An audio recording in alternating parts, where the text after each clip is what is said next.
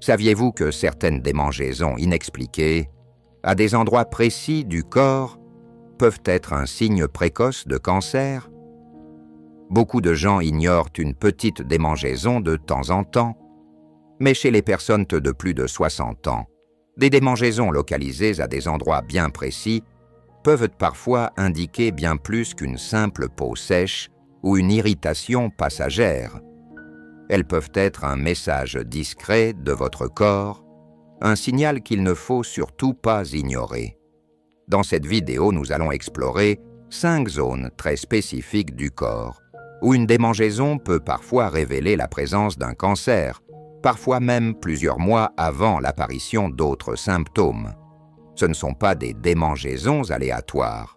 Ce sont des schémas que les médecins ont observés à plusieurs reprises chez des patients à qui on a ensuite diagnostiqué des maladies graves comme le lymphome, le cancer du pancréas, du sein ou de la peau. Restez bien jusqu'à la fin, car il ne s'agit pas simplement de lister des parties du corps. Vous allez comprendre pourquoi ces zones grattent, à quel type de cancer elles sont liées, et surtout, comment faire la différence entre un simple problème de peau et un signal plus inquiétant. Vous repartirez avec les bons réflexes, les bonnes questions à poser à votre médecin et les bonnes décisions à prendre si l'un de ces signes vous semble familier. Et surtout, il ne s'agit pas de vous inquiéter, il s'agit simplement d'être attentif, car plus vous repérez ces signes discrets tôt, plus vous avez de chances d'agir avant qu'il ne soit difficile de traiter ce qui se cache derrière. Commençons. Premier signe, une démangeaison persistante sur le bas des jambes. Chez les personnes âgées, une démangeaison persistante au niveau des jambes, notamment sur les tibias et les mollets, sans rougeur, sans sécheresse visible, ni nouveau savon ou crème en cause, peut facilement être mise sur le compte du vieillissement de la peau.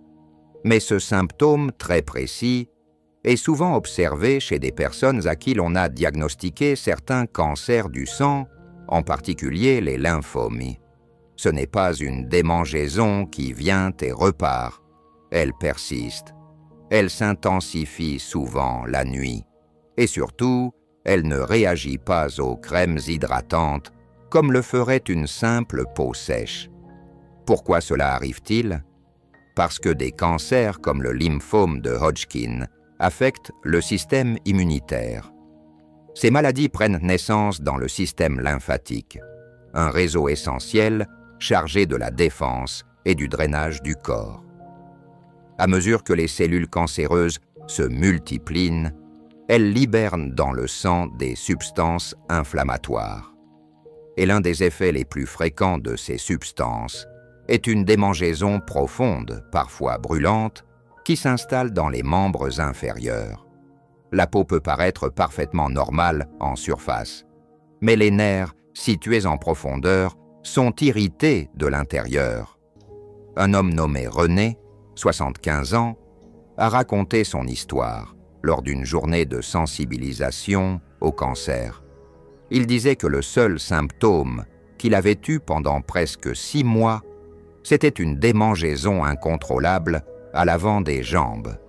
Son médecin a d'abord pensé à de l'eczéma ou à une réaction à une lessive, mais des analyses de sang ont révélé un taux anormal de globules blancs et des examens plus poussés ont montré des ganglions enflés dans la poitrine. Le diagnostic a été confirmé, un lymphome. Et comme il l'a expliqué, la démangeaison est venue bien avant tout le reste. Ce genre de cas n'est pas exceptionnel. Et bien sûr, toutes les démangeaisons des jambes ne sont pas liées à un cancer. Mais la différence importante se trouve dans la réaction de la peau, ou plutôt dans son absence de réaction. S'il n'y a aucune éruption, aucun nouveau produit, aucune piqûre, et que la démangeaison dure depuis des semaines, il faut aller plus loin. C'est encore plus vrai si elle s'accompagne d'autres signes discrets comme des sueurs nocturnes, une grande fatigue ou une perte de poids inexpliquée. Avec l'âge, les signaux d'alerte du corps deviennent plus subtils. La douleur n'est pas toujours immédiate. Les ganglions peuvent être trop profonds pour être palpés, mais les nerfs, eux, réagissent. Et la démangeaison, surtout si elle est profonde, dérangeante et tenace, est souvent la première manifestation de cette réaction. Alors si vous, ou quelqu'un de votre entourage, vous grattez les jambes chaque nuit, que vous mettez des crèmes sans aucun soulagement, et que vous vous demandez pourquoi rien ne fonctionne, n'ignorez pas ce signal. Parlez-en à un médecin. Demandez un bilan sanguin. Décrivez ce que vous ressentez, même si cela vous semble anodin. Parce que parfois, le corps murmure longtemps avant de crier, et savoir l'écouter peut faire toute la différence. Deuxième signe, une démangeaison entre les omoplates ou en haut du dos. Il existe un type bien particulier de démangeaison qui apparaît en profondeur dans le haut du dos, juste entre les omoplates. Elle est souvent ignorée ou mise sur le compte d'une mauvaise posture, de l'air sec, ou même d'une étiquette de vêtements mal placés. Mais chez de nombreuses personnes âgées, une démangeaison persistante à cet endroit précis, surtout lorsqu'elle semble venir de sous la peau, a été associée à un cancer du pancréas. Et ce qui surprend, c'est que ce symptôme peut apparaître plusieurs mois avant toute douleur ou problème digestif visible. Le lien peut sembler étrange au premier abord. Comment un organe interne comme le pancréas pourrait-il provoquer une démangeaison en dénacette en haut du dos? Mais voici l'explication. Lorsque les tumeurs du pancréas commencent à se développer, elles peuvent bloquer les voies biliaires. Ces petits canaux qui permettent à la bile de s'écouler du foie vers les intestins. Et quand ce drainage ralentit ou s'arrête, les sels biliaires s'accumulent dans le sang. L'un des premiers effets de cette accumulation est l'irritation de certaines terminaisons nerveuses, notamment dans le haut du dos, où se trouve un réseau dense de nerfs sensoriels. Je pense à Marie, une femme de 70 ans, qui racontait un jour avoir ressenti ce qu'elle appelait une démangeaison fantôme dans le haut du dos. Chaque nuit, elle se réveillait en train de se gratter. Rien ne fonctionnait, ni les crèmes, ni les grattoirs à dos, ni même le changement de matelas. Elle disait que la sensation venait de l'intérieur. Lorsqu'elle a passé une prise de sang à cause d'une fatigue persistante, ses enzymes hépatiques les sont revenues anormalement élevées. Cela s'est amené à des examens d'imagerie et on a découvert une petite tumeur au niveau du pancréas qui appuyait sur une voie biliaire.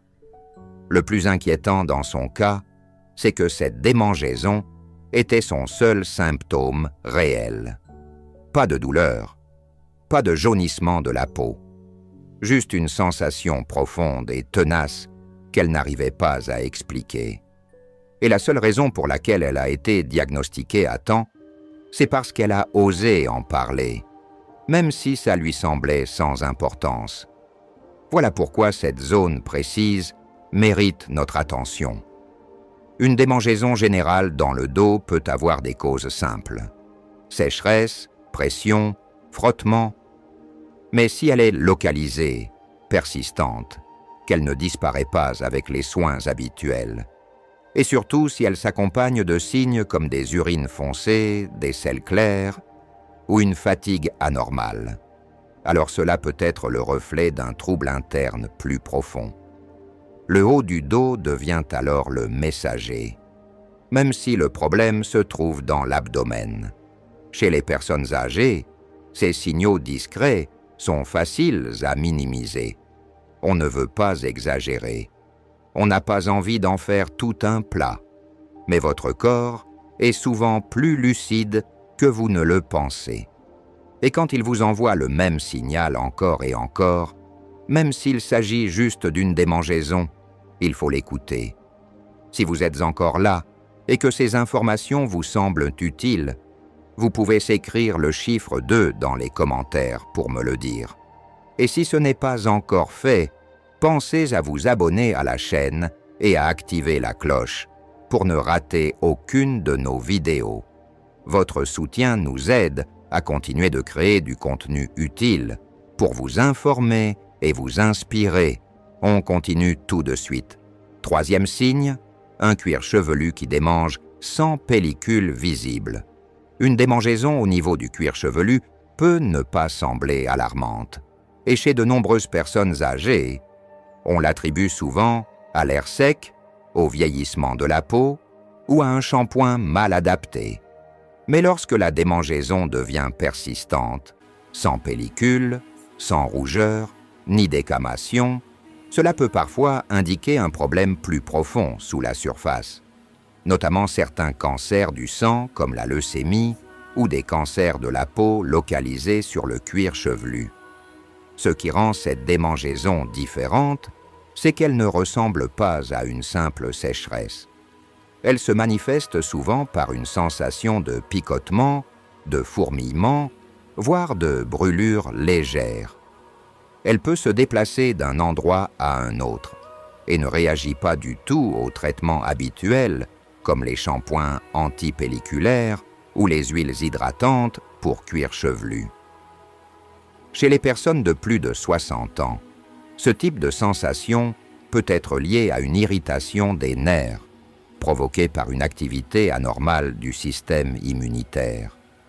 C'est ce qui peut se produire lorsque des cellules leucémiques commencent à se multiplier dans le sang et à perturber la régulation naturelle de l'inflammation.